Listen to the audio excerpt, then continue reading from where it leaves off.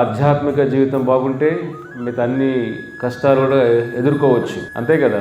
మనసు బాగాలేనప్పుడు ఏదైనా చేయగలుగుతారా? పనులు ఏదైనా భోజనం చేయగలుగుతారా? రుచిస్తుందా? భోజనం రుచిగా ఉన్న భోజనం కూడా రుచించదు. ఆనందం ఎక్కడుంది? బయట ఆనందం ఉందంటే మరి ఎందుకు అవి ఆనందం ఇవ్వట్లేదు మనకు? ఇక్కడ సరిగా లేదనుకోండి, బయట ఎంత బాగున్నా అది ఆస్వాదించలేకపోతాం మనం, అంతేనా? ఇక్కడ బాగుందనుకోండి, బయట బాగాలేకపోయినా ప్రతి జీవుడు పొద్దునలో చిన్నప్పటి నుంచి పడుకునేంత వరకు బయటే వెతుకుతూనే ఉన్నాడు. అంటే ఒక మనిషి మాత్రమే లోపల ప్రపంచాన్ని అన్వేషించే ఒక శక్తి భగవంతుడు మనకిచ్చాడు. మనం దాన్ని ఏం చేస్తున్నాం? లోపల వెతకకుండా బయట అంతా వెతికేస్తున్నాం, వెతికి అలసిపోతున్నాం కూడా. ఏం దొరకట్లేదు, ఏం దొరకదు అక్కడ. బయట ఏం దొరుకుతుంది? అయితే సుఖం అన్న ఆనందం ఒకటే అనుకుంటాం. కాదు. కా సంస్కృతంలో కా అంటే కరిగిపోయేది అని. దుఃఖ, దు అంటే బాధలు, సు అంటే ప్లెజర్, కా కరిగిపోయేది. రెండు కరిగిపోతాయి. ఇక్కడ తలనొప్పే ఉంటుందా జీవితాంతం?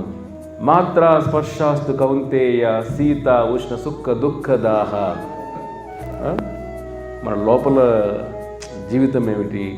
కా సుఖం సుఖం సుఖం. దానికి ప్రతి ఒక్కడు చంటి బిడ్డ నుంచి పండు ముసలవాడు వరకు వెతుకుతూనే ఉన్నాడు, కానీ ఎప్పటికీ దొరకదు. ఆనందం, ఆనందం. అంటే ఏమిటంటే ఎప్పటికీ నశించినది అని అర్థం. ఆనందం అంటే ఏమిటి? అంటే ఏమిటి? ఎప్పటికీ నశించినది. కాబట్టి భక్తి ద్వారా వచ్చేది సుఖమా ఆనందమా?